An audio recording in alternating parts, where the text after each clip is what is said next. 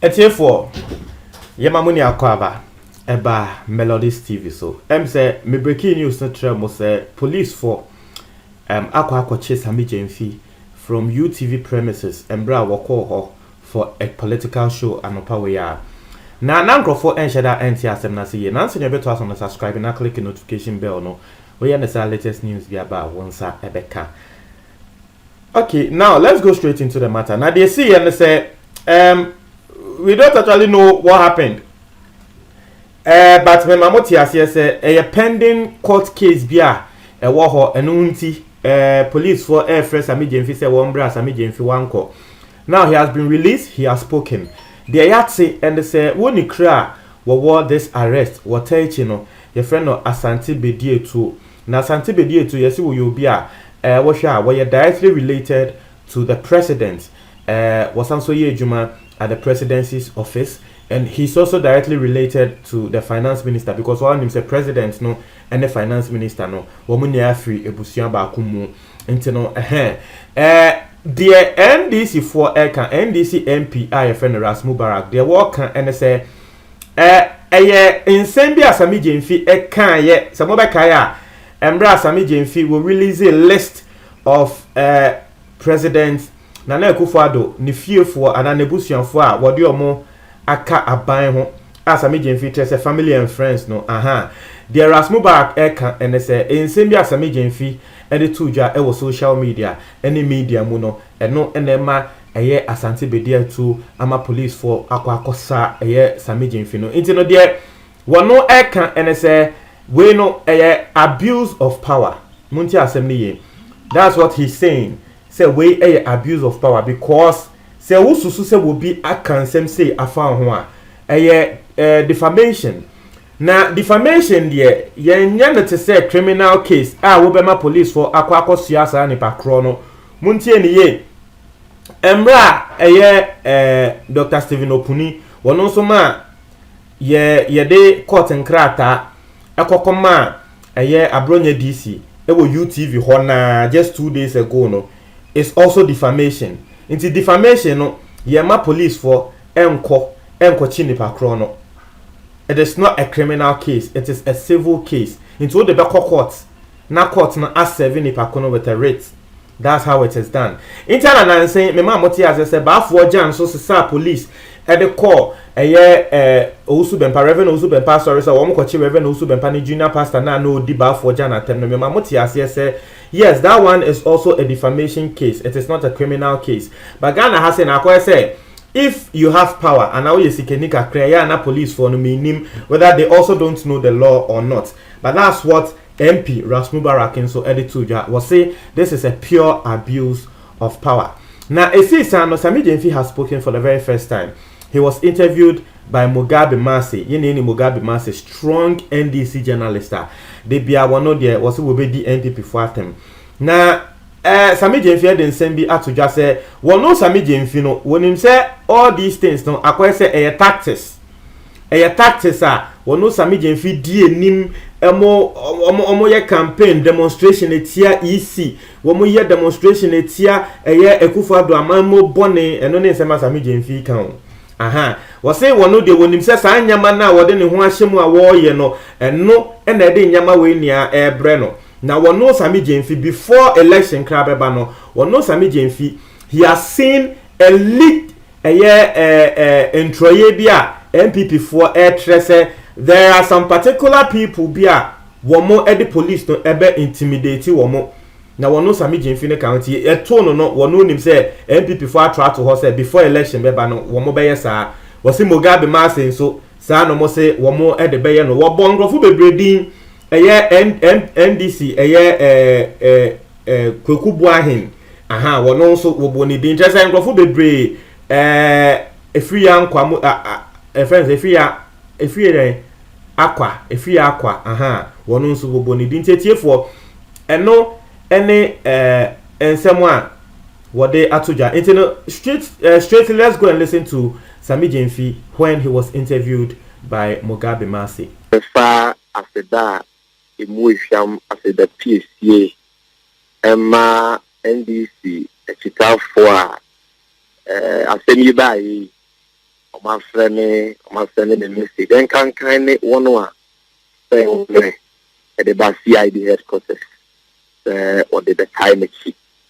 A Yemen is so a Yemen crash. It does the national chairman Kasa. It's not 30 and then Mother Munina Swasti.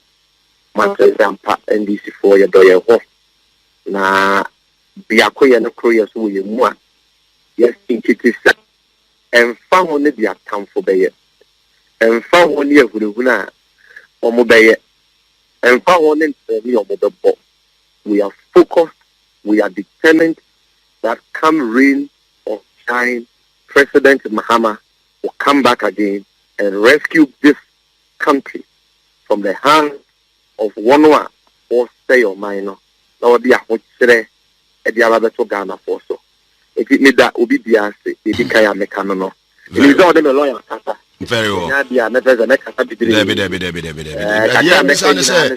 gidi say the SCA emu abemo de ne mo be Kenya ama adwumaden rescue mission no adwumade aye nyina de entuma ba no se ye beye no ye betimi aye na ye de eye yetumi agetumi afri eye the useless eye administration for ensem. Very enya de amitimi aka say yes no emu mabam because emu bi wo ha word na ye friend abam no any dictionary mugra yeah be there. Fear files were all the fear files in us as human beings were deleted long time ago. And there's a bamboo no crown or Nima de Crow. Not possible say you would be a bit nearby our firm. Those who think or would be very happy and want to be just wasting their time. Would the minister and agency look to jail 1 year, 10 years, the price will not change anything. If the Majuma Mayor as National Communication Officer and I don't know if Mayor Komobete, yeah. And one of also. I was billed to appear on the show this afternoon, Meko. I was billed for programs this evening, Meko. We are not giving this incompetent, clueless, inept, corrupt, nepotistic government any space. Because and yema de bre koso wa mamu we mu Ghana for any.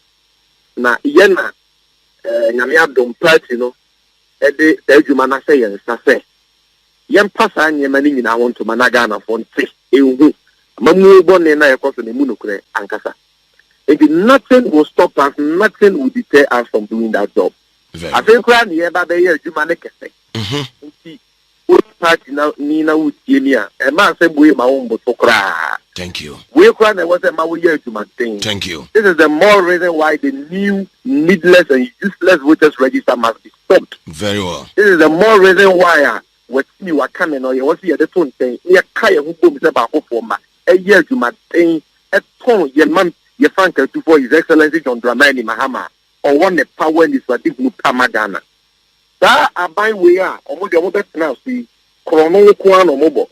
Omo betena so yabusia mamu nko an omo ye omo betena so ntenande ne ahurihura because omo ni edwuma in pebiama o my Ghana omo betena so eka nko an omo buruku o so omo ba ya so piti from si punti nyuma from nyedi abaya always public person on needless thing na emu nipa ye sika yeto a yetia no omo de enrich omo ho. This government must be kicked out by us at all costs. Say to me anya na ye ti yankasa ye ho abro ye ti o man abro e ti sirima abro and posterity will not forgive us. And you find where there your comedy even as we get closer to 2020 your information say omo be more so ye be intimidate ye more Mugabe wankasa wo kan wo ni na o program and the really omo the program you will not be left out. Sure. You will all be victims of intimidation. Some agency, there's a free anchor, for the Pariato, those who are campaigning now, because they started with another. But Omontume stop here. They started with Kwakubuai. What do you say? Mr. Omontume stop here. No amount of intimidation. No. And they are on some, and all of us, but what we want President Akufo-Addo and the New Patriotic Party to understand, they say, we are fearless. We are above intimidation. Very well. And these communist inferior tactics will not work. O mine who don't is ya, o mine diakoma so. Say you be kurama at your mind we yet now make sure that the right thing will happen and we will do it. Very well. So you better ya gain and you will buy better.